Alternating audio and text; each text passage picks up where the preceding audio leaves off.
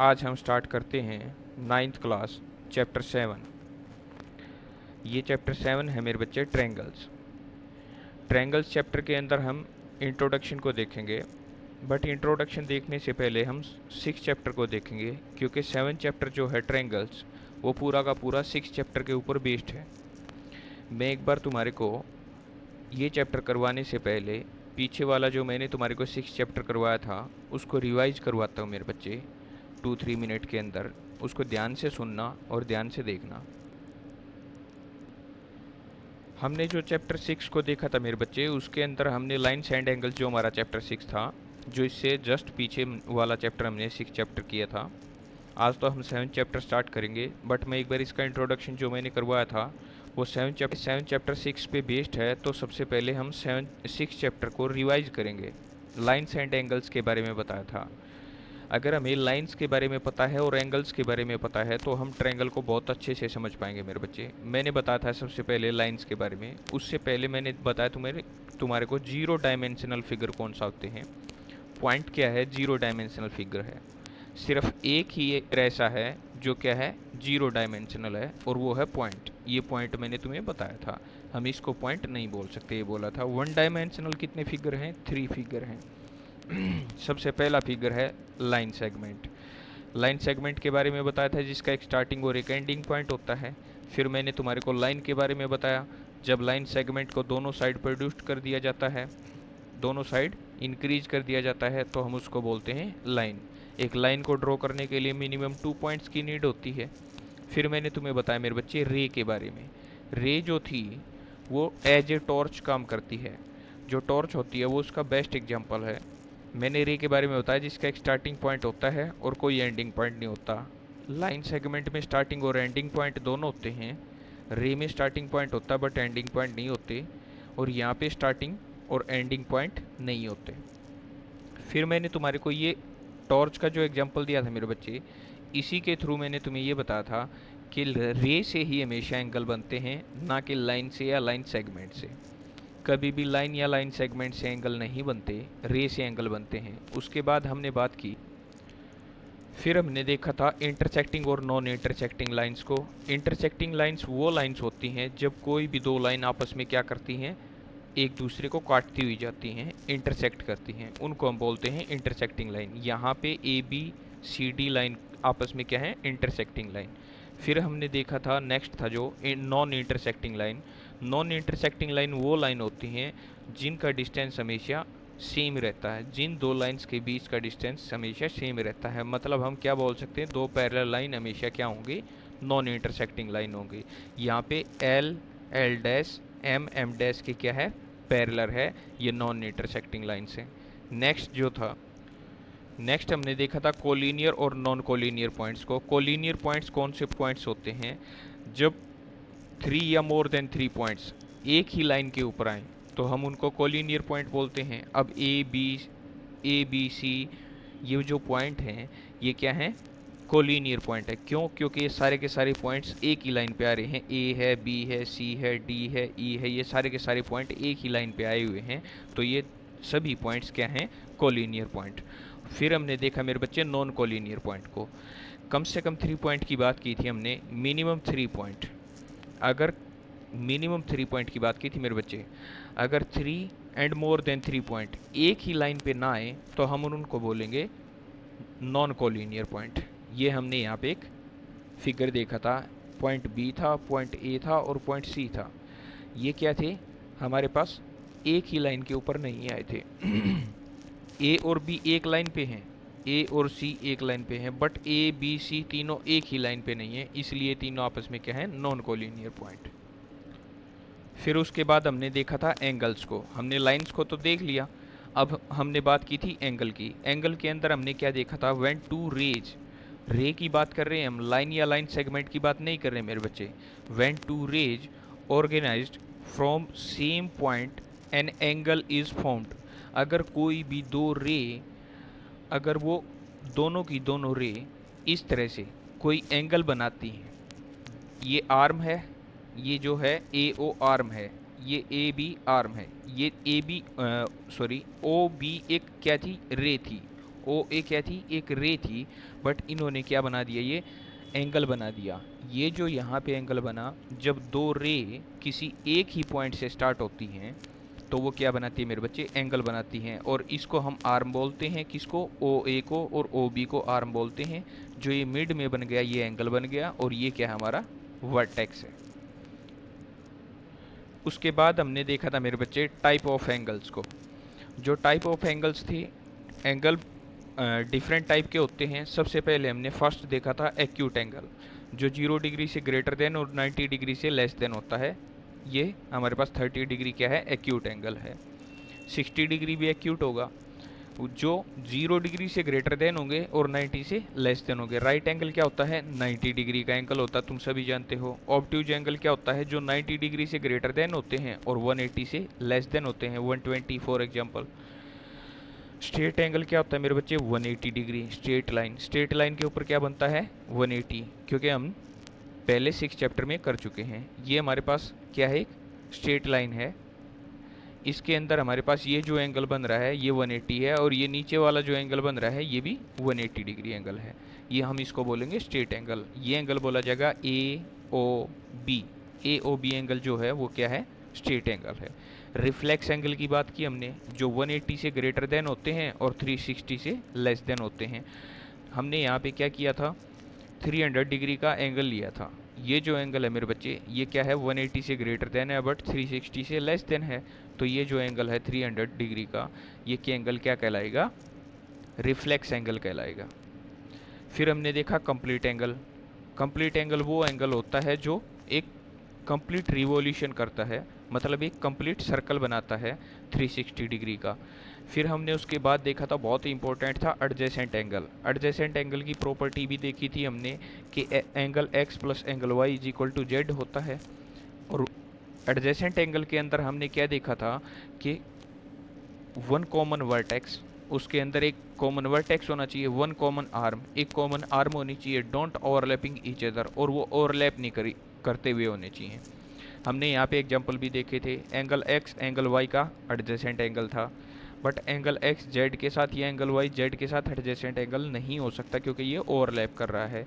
इस कंडीशन में ओवरलैपिंग वाली थी। इधर क्या थी, ये कॉमन आर्म नहीं थी इन दोनों के बीच में, ये वाली आर्म अलग है और ये वाली आर्म अलग है। एंगल x और एंगल y आपस में एडजेसेंट नहीं है, बट यहाँ पे दोनों आपस में क्या थे, एडजेसेंट थे, एक ही कॉमन आर्म थी। इधर तो एक ये और एक ये, दो आर्म है, कॉमन आर्म है ही नहीं। अब इधर कॉमन वर्टेक्स नहीं है एंगल x और एंगल y के अंदर। अगर कॉमन वर्टेक्स नहीं है तो भी ये क्या नहीं होंगे, एडजेसेंट एंगल नहीं होंगे।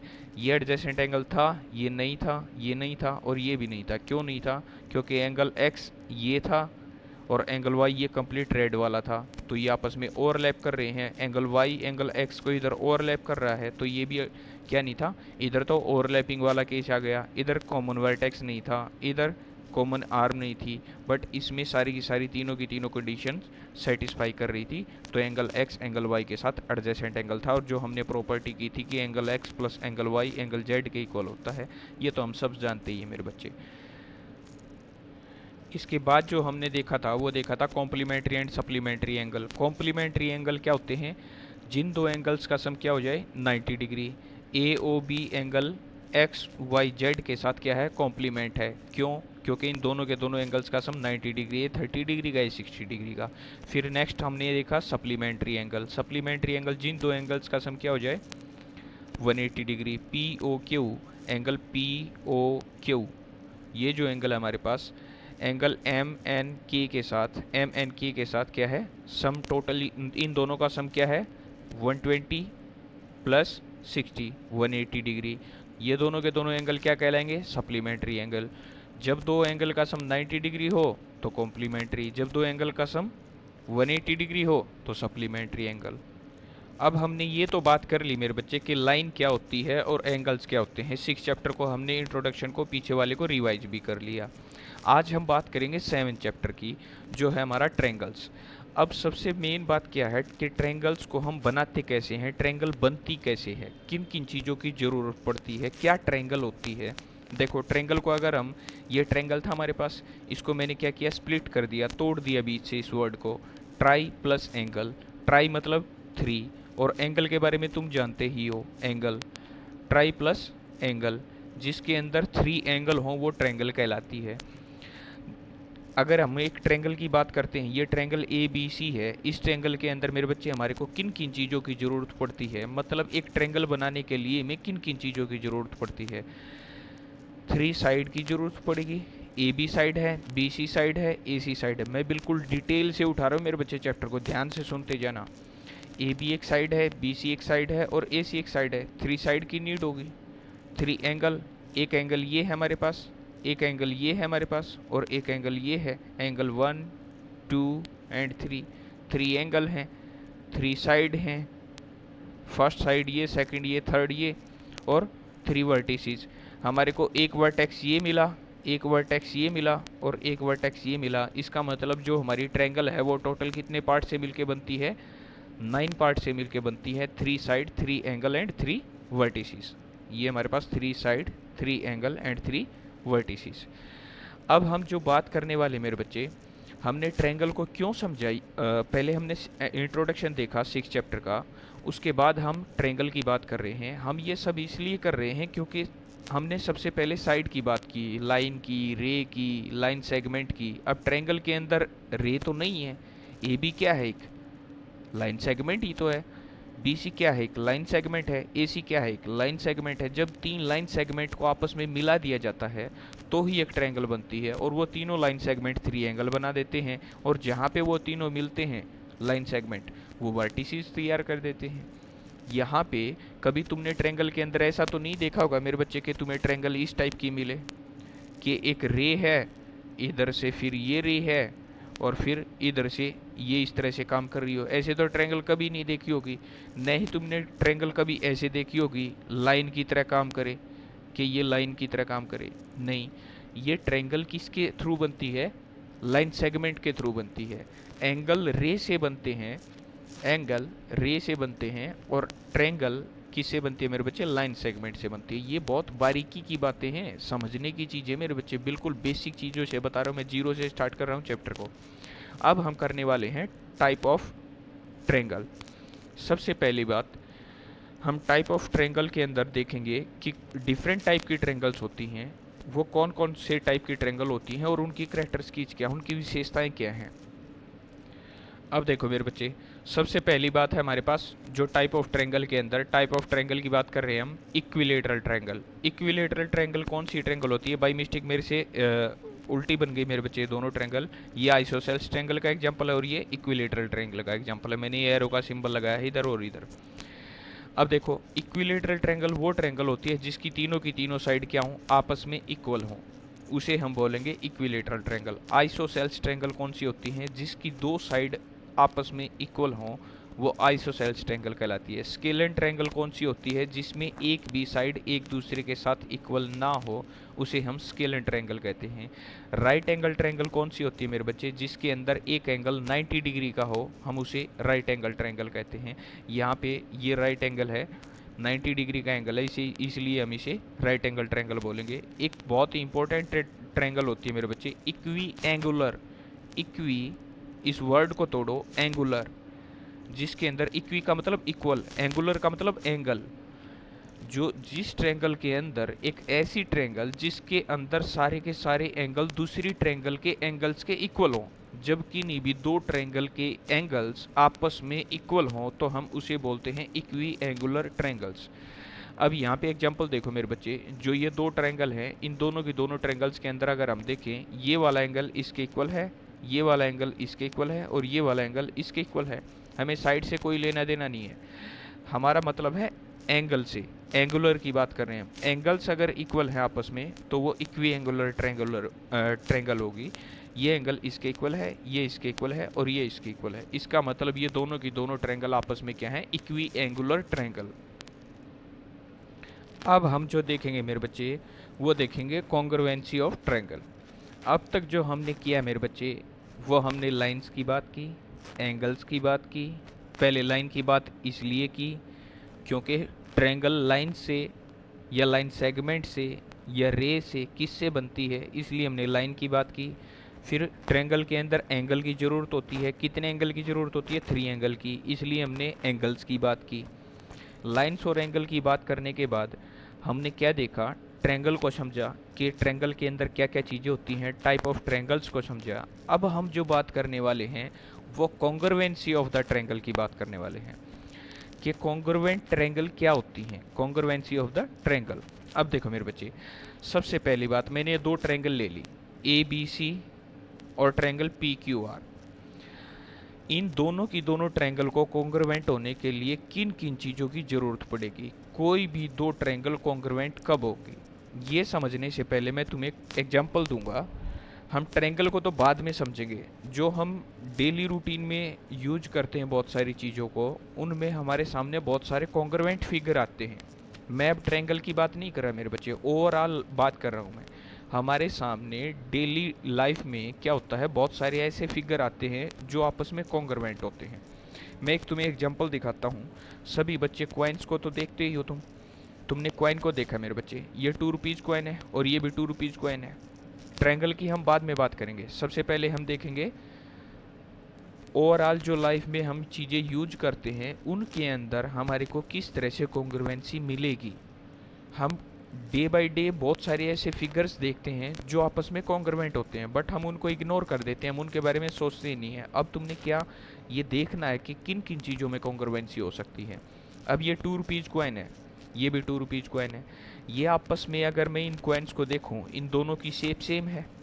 शेप का मतलब इनका चेहरा, इनका आकार शेप सेम है।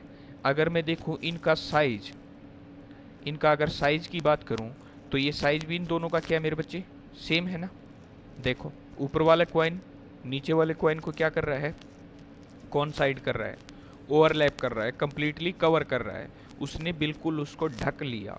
इसका मतलब हमारे को यहाँ से क्या पता चला कि जब कोई भी दो फिगर आपस में शेप सेम हो और साइज सेम हो तो वो कॉन्ग्रुएंट कहलाएंगे।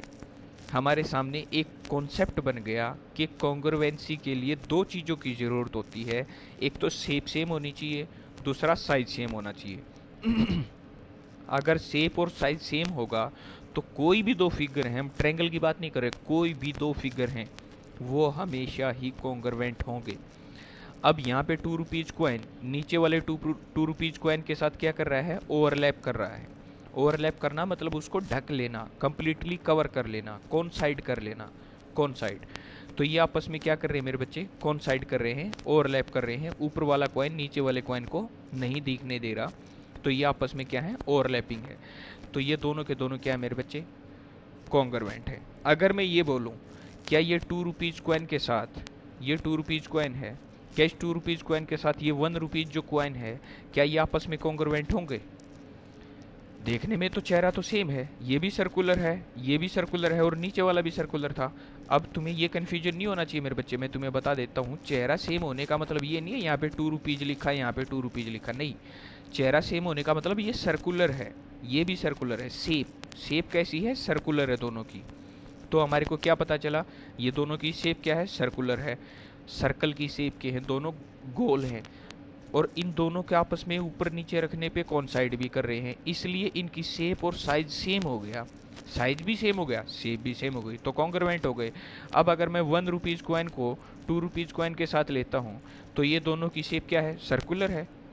ये तो बिल्कुल दिखाई दे रही है हमारे को, दोनों की शेप क्या है, सर्कल की शेप की है। अगर मैं बात करता हूँ 1 रुपीज़ कॉइन को 2 रुपीज़ कॉइन के ऊपर रखता हूँ तो क्या ये इसको कम्प्लीटली कवर कर रहा है, नहीं कर रहा। अगर ये इसको कम्प्लीटली कवर नहीं कर रहा, देखो ये स्पेस यहाँ पे रह गया, इधर इधर भी स्पेस रह गया, तो हमारे को यहाँ से क्या पता चलता है, ये आपस में क्या कम्प्लीटली कवर नहीं कर रहे मेरे बच्चे, स्पेस रह गया। तो अगर ये स्पेस रह गया तो हमारे को क्या मिलता है यहाँ से, इन दोनों की शेप सेम है क्योंकि दोनों सर्कुलर हैं, बट इन दोनों का साइज सेम नहीं है। अगर शेप और साइज दोनों सेम नहीं होंगे तो वो फिगर कॉन्ग्रुएंट नहीं होंगे। अगर शेप और साइज दोनों सेम होंगे वो तभी कॉन्ग्रुएंट होंगे। ये मैंने तुम्हारे को एग्जांपल दिखा दिया मेरे बच्चे। यहाँ पे हम डेली लाइफ में बहुत सारे ऐसे फिगर होते हैं जो हम डेली रूटीन में यूज भी करते हैं। अब हम समझेंगे कॉन्ग्रुएंसी के बारे में, थोड़ा टॉपिक को इंटरेस्टिंग बनाता हूँ बच्चे। दो ट्रायंगल कब कॉन्ग्रुएंट होंगी, दो ट्रायंगल कब कॉन्ग्रुएंट होगी, A B C triangle P Q R triangle के साथ कब कॉन्ग्रुएंट होगी। हम वो देखेंगे, लेकिन इससे पहले ये देखते हैं कि कॉन्ग्रुएंसी के अंदर जो ट्रायंगल काम करती है वो कैसे करती है। सबसे पहले देखो मेरे बच्चे, कॉन्ग्रुएंसी का जो साइन होता है वो ये होता है, ये हमने सिंबल कॉन्ग्रुएंसी का होता है। मैथ में बहुत सारे सिंबल होते हैं, प्लस का, माइनस का, मल्टीप्लाई का, डिवाइड का, greater than, less than, equal to. ये क्या है? इसी तरह से साइन है किसका? कॉन्ग्रुएंसी का। अगर कोई भी दो ट्रायंगल आपस में कॉन्ग्रुएंट होंगी तो हम उन दोनों ट्रायंगल्स के नाम के बीच में, जिस तरह से ए बी सी ट्रायंगल के बीच में और पी क्यू आर ट्रायंगल के बीच में हम ये सिंबल को रख देंगे, तो सामने वाला समझ जाएगा कि हमने इन दोनों की दोनों ट्रायंगल को कॉन्ग्रुएंट करके दिखाया है। अब जो दो ट्रायंगल कॉन्ग्रुएंट होती हैं वो किस पे डिपेंड होती है मेरे बच्चे? देखो, सबसे पहला जो पॉइंट है, इक्वल इन ऑल रिस्पेक्ट। अगर कोई भी दो ट्रायंगल अगर हर तरह से इक्वल हो, ऑल रिस्पेक्ट मतलब हर तरह से इक्वल होंगी, तो वो कॉन्ग्रुएंट कहलाएंगी। नेक्स्ट जो पॉइंट है मेरे बच्चे, figure whose shape and size are same. मैंने अभी कॉइन के बारे में तुम्हें बताया, जिसका साइज और शेप सेम होगा, जिन दो ट्रायंगल्स की शेप और साइज सेम होगी वो आपस में क्या होंगी? कॉन्ग्रुएंट होंगी। Overlapping each other, completely cover. अगर कोई भी दो फिगर आपस में ओवरलैप कर रहे हैं या कंप्लीटली कवर कर रहे हैं एक दूसरे को, या एक दूसरे को ढक रहे हैं, तो वो क्या कहलाएंगे मेरे बच्चे? कॉन्ग्रुएंट कहलाएंगे। अगर मैं इस वाली ट्रायंगल को उठा के इसके ऊपर रख दूं और ऊपर वाली पी क्यू आर ट्रायंगल दिखाई दे, ए बी सी दिखाई ना दे, तो हम बोल देंगे ये आपस में दोनों क्या है? कॉन्ग्रुएंट है। क्यों? क्योंकि इनकी शेप और इनका साइज सेम होगा, तभी तो एक दूसरे को कंप्लीटली कवर करेंगे मेरे बच्चे, नहीं तो कर ही नहीं सकते। नेक्स्ट जो पॉइंट है हमारे पास वो है मेरे बच्चे कि अगर कोई भी दो ट्रायंगल आपस में कॉन्ग्रुएंट होती हैं तब उनके अंदर कुछ कॉरस्पॉन्डिंग पार्ट होते हैं। अब मैं तुम्हें बताता हूँ कि कॉरस्पॉन्डिंग पार्ट क्या होते हैं ट्रायंगल के अंदर। अब देखो, corresponding side of both triangle. Next जो पॉइंट है वो है corresponding angle of the both triangle. अब हमें ये समझना है कि कॉरस्पॉन्डिंग पार्ट क्या होते हैं जो साइड्स की रिस्पेक्ट में चलेंगे, कॉरस्पॉन्डिंग पार्ट क्या होते हैं जो एंगल की रिस्पेक्ट में चलेंगे। किसी एक ट्रायंगल के अंदर साइड का कॉरस्पॉन्डिंग होना, किसी एक ट्रायंगल के अंदर एंगल्स का कॉरस्पॉन्डिंग होना कैसे होता है। अब हमने देखा कि मान लो ये दोनों की दोनों A B C triangle congruent है पी क्यू आर के साथ। क्यों? क्योंकि मैंने अगर पी क्यू आर को ए बी सी के ऊपर रख दिया तो उसको कम्प्लीटली कवर कर लेती है, और ए बी सी को पी क्यू आर के ऊपर रख दिया तो वो उसको कम्प्लीटली कवर कर लेती है। ये हम लेट करके चलते मेरे बच्चे कि ये दोनों की दोनों कॉन्ग्रुएंट है। देखने में तो ये कॉन्ग्रुएंट नहीं है, बट हम मान के चलते हैं कि ये आपस में दोनों की दोनों कॉन्ग्रुएंट है। फॉर एग्जाम्पल, अगर ये 3 3 3 एक इक्विलेटरल ट्रायंगल है, ये भी एक इक्विलेटरल ट्रायंगल है, अगर इनकी साइड इक्वल है तो इसके ऊपर इसको रखूंगा तो ये कम्प्लीटली कवर कर लेंगी, आराम से करेंगी। अब हम समझते हैं कॉरस्पॉन्डिंग साइड को। जो कॉरस्पॉन्डिंग साइड है मेरे बच्चे इस ट्रायंगल के अंदर, अब देखो, ए बी की जो कॉरस्पॉन्डिंग साइड है ना वो है पी क्यू, और बी सी की जो कॉरस्पॉन्डिंग साइड है वो है क्यू आर, और ए सी की जो कॉरस्पॉन्डिंग साइड है वो है पी आर। हम ये भी बोल सकते हैं पी क्यू की कॉरस्पॉन्डिंग साइड ए बी है और क्यू आर की कॉरस्पॉन्डिंग साइड बी सी है और पी आर की कॉरस्पॉन्डिंग साइड ए सी है। ये होती हैं आपस में कॉरस्पॉन्डिंग साइड। अब हम बात करते हैं कॉरस्पॉन्डिंग एंगल की। अब देखो यहाँ पे मैंने तुम्हें जो बताया है, ए बी पी क्यू की, ए सी पी आर की और बी सी क्यू आर की कॉरस्पॉन्डिंग है। अब देखते हैं हम कॉरस्पॉन्डिंग एंगल को। एंगल ए जो है वो कॉरस्पॉन्डिंग है एंगल पी का, एंगल बी जो है वो कॉरस्पॉन्डिंग है एंगल क्यू का, एंगल सी जो है वो कॉरस्पॉन्डिंग एंगल है एंगल आर का। तो हमारे को यहाँ से पता चल गया मेरे बच्चे कि कॉरस्पॉन्डिंग पार्ट कौन से होते हैं। एंगल ए पी के साथ, बी क्यू के साथ और सी आर के साथ क्या है? कॉरस्पॉन्डिंग एंगल है। अब हमारे को यहाँ से कॉन्ग्रुएंसी के बारे में ये पता चल गया, एक कॉन्सेप्ट बन गया हमारे माइंड में। अगर कोई भी दो फिगर शेप सेम हो, साइज सेम हो, सेम शेप सेम साइज के हैं, तो वो कॉन्ग्रुएंट कहलाएंगे। क्यों? क्योंकि वो आपस में एक दूसरे को कंप्लीटली कवर कर लेंगे, कॉन्साइड कर लेंगे, उनको आपस में ढक लेंगे, वो ओवरलैप करेंगे, इक्वल होंगे ऑल रिस्पेक्ट, वो सारे के सारे हर रिस्पेक्ट से सेम होंगे, तो हम उसको क्या बोलेंगे मेरे बच्चे? वो आपस में दोनों के दोनों फिगर कॉन्ग्रुएंट होंगे। यही सेम कॉन्सेप्ट किसके अंदर लगेगा? ट्रायंगल के अंदर लगेगा। चलो नेक्स्ट देखते हैं मेरे बच्चे। अब हमने ये तो देख लिया मेरे बच्चे कि कोई भी दो फिगर आपस में कॉन्ग्रुएंट कैसे होते हैं। हमने ये भी देख लिया कि कोई दो ट्रायंगल कॉन्ग्रुएंट किस तरह से होंगी। लेकिन वो दो ट्रायंगल, क्या हर बार हमें ये देखना होगा कि एक ट्रायंगल को दूसरी के ऊपर उठा के देखें, या फिर हम सारे के सारे एंगल्स को भी मैच करें, साइड्स को भी मैच करें कि सारी साइड इक्वल होनी चाहिए, सारे एंगल इक्वल होने चाहिए? क्या हमें सारे के सारे पार्ट मैच करने पड़ेंगे? एक ट्रायंगल के अंदर टोटल 9 पार्ट बताए मैंने, 3 एंगल, 3 साइड और 3 वर्टिसेस। यहाँ पे वर्टिसेस तो कोई मैटर ही नहीं करते मेरे बच्चे, रह गए हमारे पास 6 पार्ट, 3 एंगल और 3 साइड। अब मैं 6 पार्ट की बात करूँगा, एंगल, 3 एंगल और 3 साइड की बात करूँगा सिर्फ। जो 3 एंगल हैं और 3 साइड हैं, क्या वो 3 के 3 एंगल इक्वल हों और 3 के 3 साइड्स इक्वल हों, हमें तभी पता चलेगा क्या ये दोनों ट्रायंगल कॉन्ग्रुएंट है। ऐसा कुछ नहीं है मेरे बच्चे, हमें क्राइटेरिया लर्न करने पड़ेंगे, क्राइटेरिया को समझना पड़ेगा। हमें 6 के 6 पार्ट को नहीं देखना है क्या वो कॉन्ग्रुएंट होंगे, तभी वो कॉन्ग्रुएंट होंगे। लेकिन हमें क्या करना पड़ेगा, क्राइटेरिया को समझना पड़ेगा। अगर हम क्राइटेरिया देख लेंगे तो हमें ये देखने की ज़रूरत नहीं पड़ेगी कि उसके 6 के 6 पार्ट आपस में इक्वल हैं, मतलब 6 पार्ट कौन, 3 साइड 3 एंगल। तो अब हम देखते हैं मेरे बच्चे criteria of congruency of triangle. ये मैंने सिंबल तुम्हारे को बता दिया कि दो ट्रायंगल कॉन्ग्रुएंट कब होंगी, उसका क्राइटेरिया क्या होता है, उसकी क्या क्या कंडीशंस होती हैं, क्या क्या क्राइटेरिया होता है, देखते हैं मेरे बच्चे। सबसे पहले तुम 8th क्लास में वैसे भी पढ़ चुके हो, साइड साइड साइड। जब किन्हीं भी दो ट्रायंगल की आपस में तीनों की तीनों साइड इक्वल हो तो वो दोनों की दोनों ट्रायंगल आपस में कॉन्ग्रुएंट होती है मेरे बच्चे। 3 3 6 6 7 7, ये दोनों के दोनों ट्रायंगल कॉन्ग्रुएंट है, इसलिए इनके बीच में ये सिंबल मैंने रख दिया। अब ये दोनों की दोनों ट्रायंगल कॉन्ग्रुएंट है, इनके बारे में मैं तुम्हारे को लास्ट में बताऊंगा कि दो ट्रायंगल कॉन्ग्रुएंट होने पे उसके कॉरस्पॉन्डिंग पार्ट्स का क्या होता है। नेक्स्ट जो सेकंड क्राइटेरिया मेरे बच्चे वो है साइड एंगल साइड। ये हमने शॉर्ट फॉर्म में लिख रखा है, एस एस एस का मतलब है साइड साइड साइड। ये है साइड एंगल साइड। अब एंगल बीच में है, इसका मतलब दो साइड के बीच का एंगल लेना है, इसको हम बोलेंगे इंक्लूडेड एंगल, बीच वाला एंगल।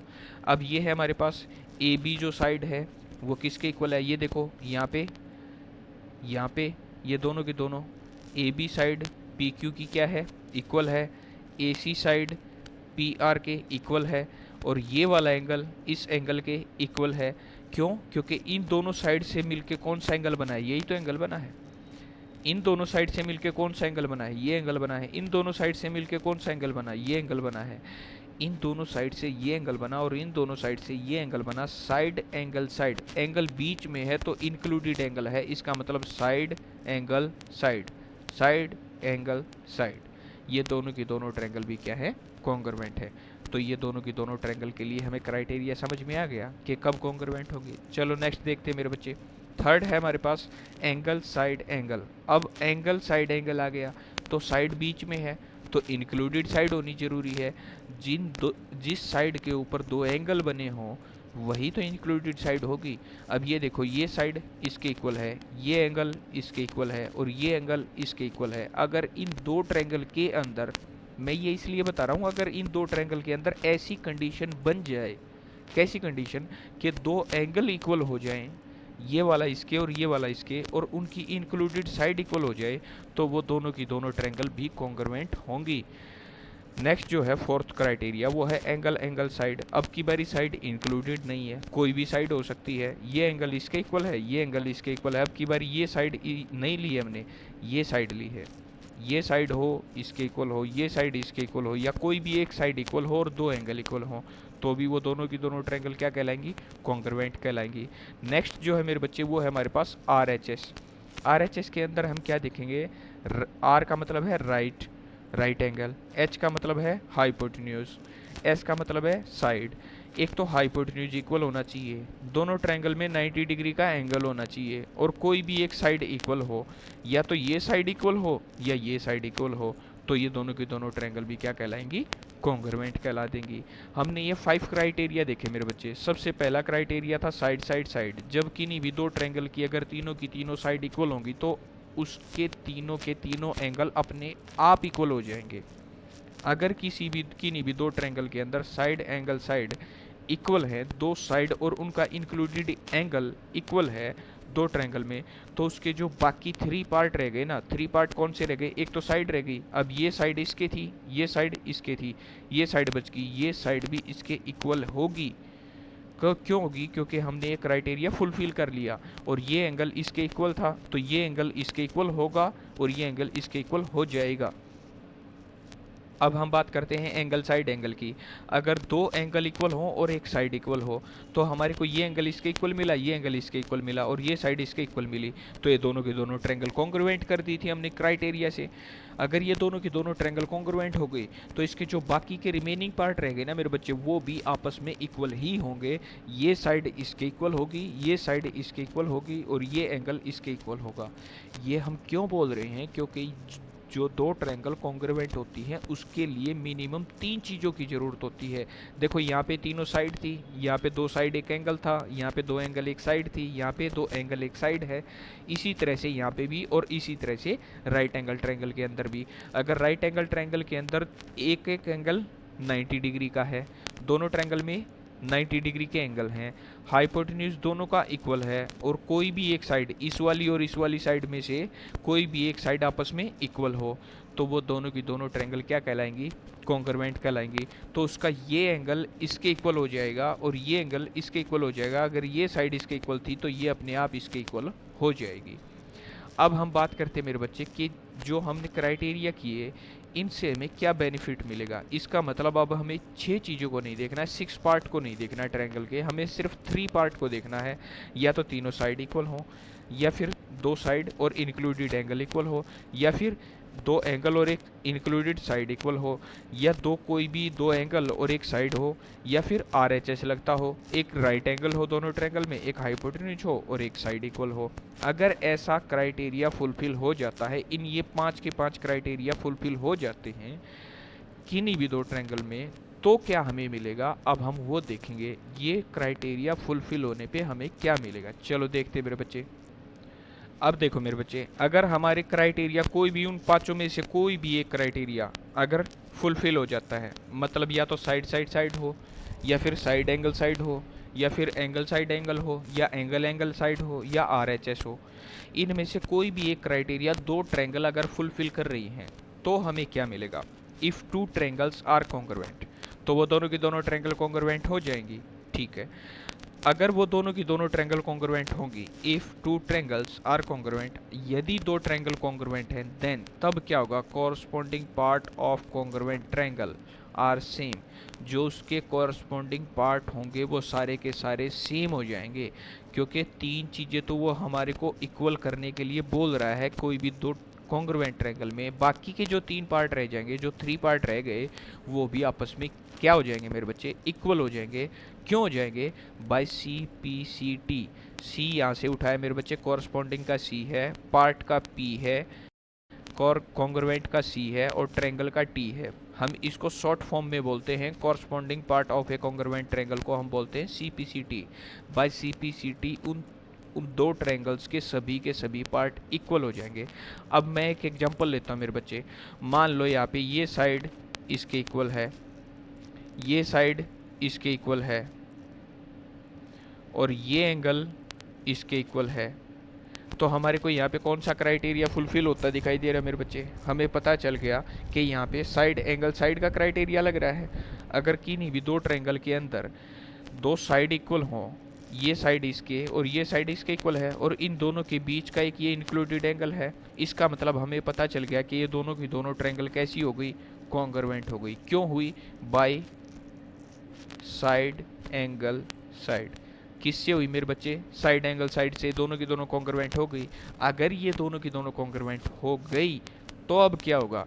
हमने 3 पार्ट तो इक्वल मिल गए, ये वाला और ये वाला। अब 3 पार्ट और रह गए, एक साइड रह गई और ये 2 एंगल रह गए। इसी तरह से एक साइड रह गई और ये 2 एंगल रह गए। अब ये भी इक्वल होंगे। क्यों होंगे? Corresponding part of a congruent triangle by CPCT। अब AB इक्वल है किसके? PQ के। यहाँ पे BC इक्वल है किसके? QR के। नेक्स्ट जो है एंगल B इक्वल है किसके? किसके है एंगल B मेरे बच्चे? एंगल Q के। अब यहाँ पे दो तो साइड इक्वल हो गई, एक एंगल इक्वल हो गया। अब एक साइड रहेगी AC और एक साइड इसमें रहेगी PR बाय किसके, बाय CPCT। बाय CPCT क्या हो जाएगा मेरे बच्चे, corresponding part of a congruent triangle क्या हो जाएगा, AC इक्वल होगी PR के, एंगल C इक्वल होगा एंगल R के, और जो हमारा एंगल A है वो इक्वल होगा एंगल P के। ये हमारे को बाय CPCT मिल गया मेरे बच्चे। ये थी हमारी कॉन्ग्रुएंसी। हमने ये देखा कि ट्रायंगल कैसे बनती है, किन किन चीज़ों से मिलके बनती है। फिर हमने ट्रायंगल की टाइप को देखा, हमने ट्रायंगल की टाइप को समझ के हमने कॉन्ग्रुएंसी को समझा, ओवरऑल कॉन्ग्रुएंसी क्या चीज़ होती है। फिर हमने उसको ट्रायंगल के अंदर अप्लाई करके देखा, फिर हमने उसके क्राइटेरिया को देखा। क्राइटेरिया अगर फुलफिल हो जाए तो क्या हो जाएगा, वो दो ट्रायंगल कॉन्ग्रुएंट हो जाएंगे। अगर वो दो ट्रायंगल कॉन्ग्रुएंट हो गई तो बाय CPCT क्या हो जाएगा मेरे बच्चे, उसके बाकी के रिमेनिंग पार्ट भी क्या हो जाएंगे, इक्वल हो जाएंगे। आज के लिए इतना ही मेरे बच्चे, कल फिर हम आगे नेक्स्ट करेंगे। Okay, thank you.